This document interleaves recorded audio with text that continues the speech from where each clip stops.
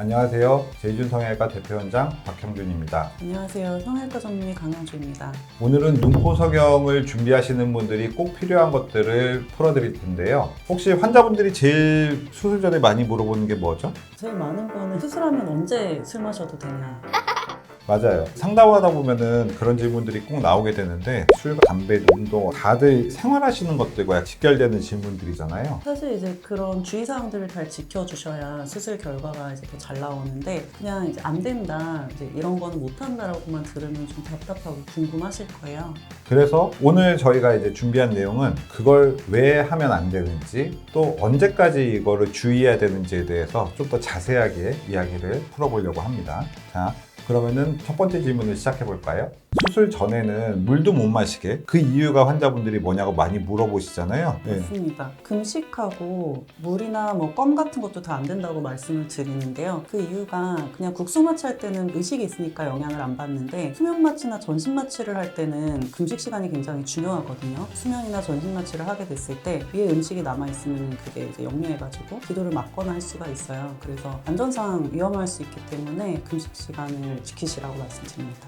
그렇죠. 결국에는 이제 환자 안전 때문에 꼭 지켜야 되는 부분이죠. 네, 그리고 또 많이 물어보시는 게 네일 아트 한 거나 이제 페디큐어를 지워야 되는지 그거를 꼭 물어보시거든요. 저 엊그저께 했는데 지워야 돼요 라고 이제 많이 물어보시는데 수면 마취 같은 경우는 주무시는데 환자분이 숨을 잘 쉬시는지를 우리가 파악을 할 수 있는 게 산소 포화도를 갖다 측정할 수 있는 옥시메트리라는 이제 기계인데 손톱 밑에 있는 혈관에 빗을 쏴서 산소가 어느 정도의 포화도로 지나는지를 저희가 파악하는 건데 매니큐어가 발라져 있거나 이런 게 있으면 그게 초과가 안 되기 때문에 파악을 할 수가 없습니다. 그러면은 한 개만 지우면 되지 않아요 라고 말씀을 하시는데 환자분들이 주무시다가 움직이시는 경우도 있고 움직이시다가 한 군데서 체크가 잘 안 되는 경우들이 있어요. 그래서 저희가 안전하게 먼저 지우고 오시거나 받지 말라고 이야기를 드리고 파악을 해놓는 겁니다.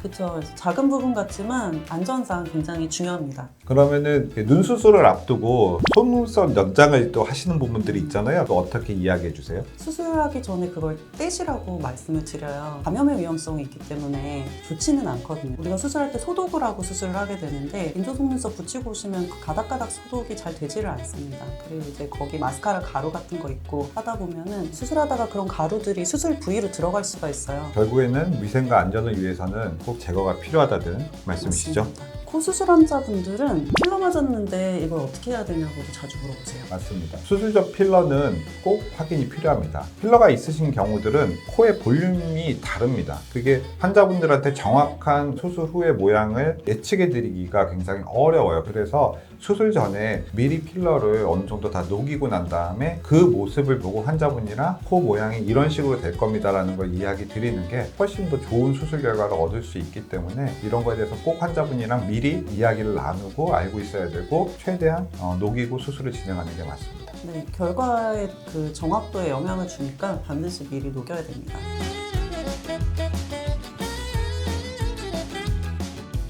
그리고 환자분들이 수술 후에 음주는 언제부터 가능하냐고 많이 물어보시죠? 네, 항상 물어보시는 것 같은데요. 저는 한 달 정도는 술 드시지 말라고 하거든요. 술을 마시게 되면은 혈관이 확장되고 이제 붓기도 좀 더디게 빠지는 경향이 있고요. 면역력에도 좋지를 않습니다.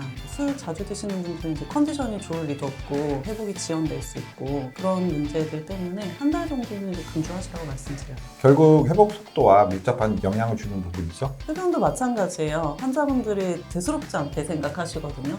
담배도 안 돼요? 이렇게 물어보시는데 그것도 위험합니다. 저는 개인적으로 음주보다도 담배가 더 위험하지 않나라는 생각을 좀 하는 편이긴 한데요. 물론 담배에 있는 여러 가지 유해 물질들이라든지 이런 게 굉장히 많아서 그 자체도 굉장히 이제 면역력을 떨어뜨리고 안 좋은 영향을 많이 끼치는데 특히나 니코틴 같은 경우는 조금만 들어가도 몇 시간 동안 몸 안에서 혈관을 굉장히 강력하게 이제 수축하는 역할을 해요. 어쨌든 수술도 다친 상처니까 혈관을 통해서 계속 이제 면역세포들이나 이런 것들이 들어가면서 계속 치유 과정이 일어나야 되는데 그런 것들을 굉장히 방해해버리기 때문에 저는 환자분들한테 꼭 구면을 하시라고 이야기를 드리고 있습니다. 작은 혹 염증 생겨서 오시는 분들 보면은 흡연자분들이 좀 많은 편이에요.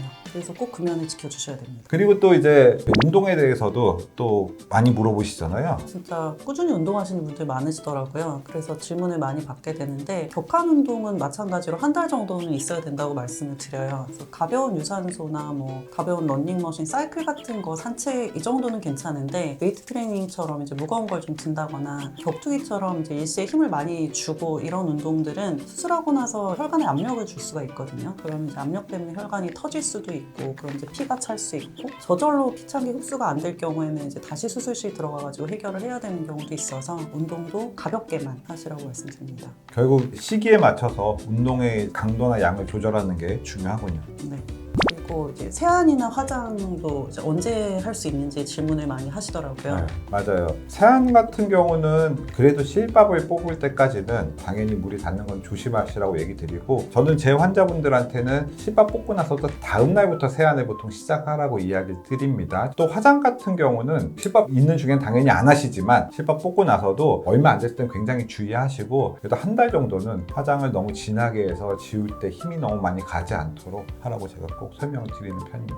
그 회복의 단계에 맞게 좀 조심하는 게 필요해요. 마지막으로 뭐 수영장, 물놀이나 아니면 또 이제 사우나 같은 것들을 언제부터 갈 수 있냐고 많이 물어보시거든요. 이거에 대해서는 어떻게 답변을 주시나요? 수영장이나 사우나나 온천이나 이렇게 물에 좀 오래 들어가는 활동들은 수술하고 한 달 정도는 안 하는 게 좋은 게요. 실밥을 제거를 하더라도 상처가 불면 다시 벌어질 수가 있습니다. 그래서 상처가 벌어지면은 염증도 생길 수가 있고 이제 여러 가지 문제가 생길 수 있기 때문에 한 달 이후라고 말씀드립니다.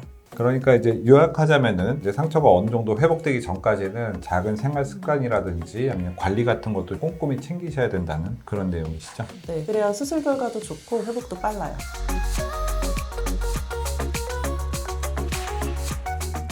머리 언제 감을 수 있냐? 머리 어떻게 언제 감아야 감냐고 할 어떻게 것 감냐고도 많이 물어보시고 저희가 처음에는 한번 감겨드려요. 너무 이게 떡져 있고 막 핏물 같은 게 좀 있으면은 미용실에서도 핏물이 솔직히 쭉 이렇게 나오면은 되게 무섭잖아요. 그러니까 저희가 경험이 많은 직원이 해드리는 게 훨씬 좋긴 하고요. 그다음부터 이제 미용실 가셔서 관리를 하시거나 아니면 뭐 일주일 정도 큰 맘 먹고 집에서 안 씻고 머리 안 감고 이런 것만 잘 바르고 있으면 되죠. 그게 제일 좋은 거 아닌가요? 맞아요. 그게 사실 제일 좋죠. 그렇다고 상처 부위까지 지저분하게 하는 건 아니고 상처 부위는 깨끗하게 소독하고 다른 부위는 좀 그냥 참아야지.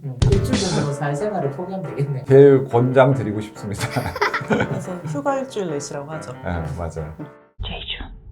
저희가 오늘은 환자분들이 수술 전후에 많이 물어보시는 내용에 대해서 Q&A 형식으로 준비를 해봤습니다. 오늘 영상에서 이제 다 다루지 못한 얘기들은 댓글로 달아주시면은 저희가 다음 영상에서 또 준비해서 알려드리도록 하겠습니다.